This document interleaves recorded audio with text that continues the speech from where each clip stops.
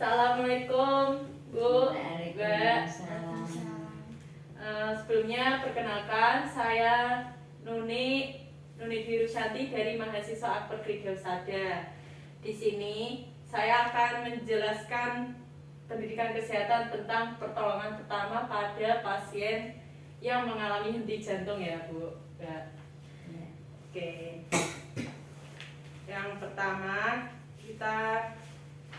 saya akan menjelaskan dulu pengertian henti jantung. Henti jantung adalah kondisi di mana jantung berhenti berdetak sehingga mengakibatkan sirkulasi darah dan oksigen ke otak menjadi berkurang. Lalu selanjutnya ada penyebabnya, yaitu yang pertama penyakit jantung koroner, yaitu suatu keadaan di mana pembuluh darah mengalami sumbatan dan menyebabkan aliran darah menjadi terganggu. Yang kedua, jantung melemah. Pada saat otot jantung mengalami kelainan, maka seluruh proses dalam jantung akan terganggu. Yang terakhir, bawaan dari lahir. Itu bisa menyebabkan henti jantung ya Bu. Selanjutnya, ada tanda dan gejala. Tanda dan gejalanya itu banyak macam-macamnya, yaitu pertama nyeri di dada, yang kedua nadi tidak teraba atau melemah, yang ketiga sesak napas, yang keempat pusing, yang kelima jantung berdebar, yang keenam pingsan. Lalu apa sih pertolongan pertamanya itu ketika kita menemukan orang yang mengalami henti jantung? Nah, pertolongan pertamanya yaitu jika tidak ada tenaga medis di sekitar kita, maka lakukanlah tindakan RJP atau resusitasi jantung paru, yang bisa bahasa gampangnya itu pijat jantung. Nah, RJP adalah tindakan pertolongan pertama pada korban henti jantung dan henti napas. Tindakan RJP dapat dilakukan oleh orang awam ketika tidak ada tenaga medis di sekitarnya. Lalu langkah-langkah untuk RJP itu apa aja sih? Nah, yang pertama itu periksa kesadaran korban.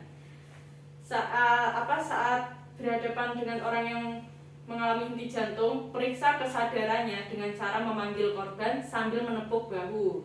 Bila belum bangun, panggil lagi dengan suara yang lebih keras. Yang kedua, panggil bantuan. Berteriak atau minta tolong pada orang-orang sekitar untuk menghubungi 118. Itu adalah nomor darurat untuk menghubungi rumah sakit terdekat itu biar dapat bantuan dari tenaga medis gitu. Nah, saat menghubungi petugas kesehatan, beritahu nama Anda, apa yang terjadi, dan nama korban sama jumlah korbannya itu berapa. Terus, sementara menunggu petugas kesehatan datang, lakukan tahap RJP selanjutnya, yaitu yang ketiga itu atur posisi korban. Posisikan korban terlentang dan usahakan korban berbaring di atas alas yang datar dan keras.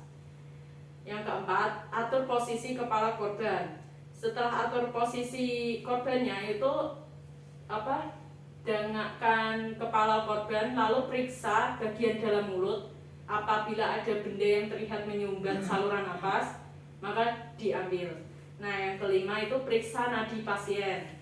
Dengan menggunakan jari diraba nadinya itu, atau yang ada di leher kanan atau kiri korban, lakukan selama 5 detik. Jika tidak terasa, maka lakukan pompa jantung. Nah, yang terakhir itu lakukan pompa jantung.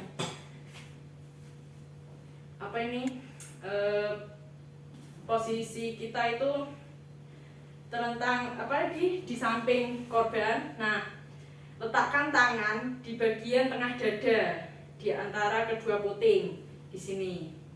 Dengan posisi kedua tangan bertumpu kayak gini ya. Nah, itu kita taruh di dadanya korban. Dengan prinsip push hard push fast atau pompa dengan keras dan cepat. Lakukan pompa jantung dengan kecepatan 100 sampai 120 kali per menit. Yang ketiga, pompa jantung hingga 30 kali. Jadi kita pompa itu prosesnya ada 30 kali. Kemudian berikan nafas buatan sebanyak 2 kali. Nah, setiap proses 30 kali itu kita hitung sampai 10. 1, 2, 3, 4, 5, 6, 7, 8, 9, 10. Nah, setelah itu kita beri napas buatan 2 kali. Dilihat di dada korban itu mengembang atau gimana, atau ada yang berubah dari korban itu. Jika belum, maka lakukan kedua proses lagi 10 kali itu tadi sampai jumlahnya 30 kali. Gitu. Lakukan langkah yang yang proses 30 kali itu selama 20 menit. Kemudian periksa kembali kesadaran dan nadi korban. Bila belum ditemukan tanda-tanda perbaikan, ulangi kembali selama 2 menit. Nah, yang terakhir, lakukan tindakan pompa jantung sampai bantuan medis datang. Bila penolong kelelahan, minta tolong orang lain untuk menggantikannya itu. Nah, ini saya kasih tahu video RJP dulu ya, Bu, Mbak.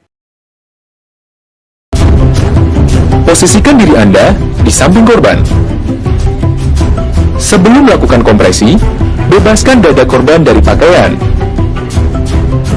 Letakkan pangkal telapak tangan di tengah dada. Kemudian, letakkan pangkal telapak tangan yang lain di atasnya. Tekuk dan harus tegak lurus di atas dada korban. Maka dari itu, gunakanlah kekuatan tubuh bagian atas, bukan dari lengan. Jaga agar pangkal telapak tangan tidak berpindah posisinya dari tengah dada korban. Setiap kompresi terdiri atas 30 kali tekanan dengan kecepatan 100 kali per menit. Kedalamannya 5 cm dan tidak lebih dari 6 cm. Kompresi tidak boleh terputus kecuali untuk memberikan nafas buatan atau memindahkan pasien. Setiap selesai kompresi, angkat pangkal telapak tangan sehingga dada mengembang seperti semula.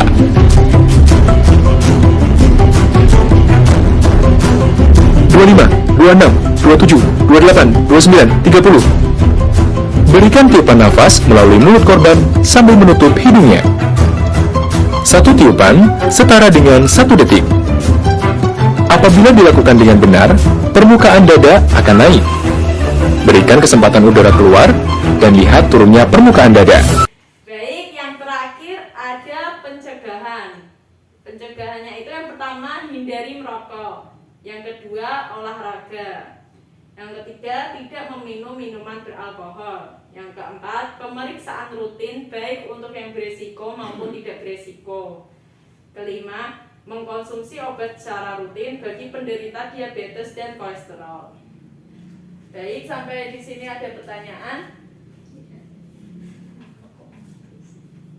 Tidak ada? Tidak ada. Baik, maka saya akhiri penjelasan tentang pertolongan pertama pada henti jantung ini. Jika ada kesalahan kata, mohon maaf. Wassalamualaikum warahmatullahi wabarakatuh.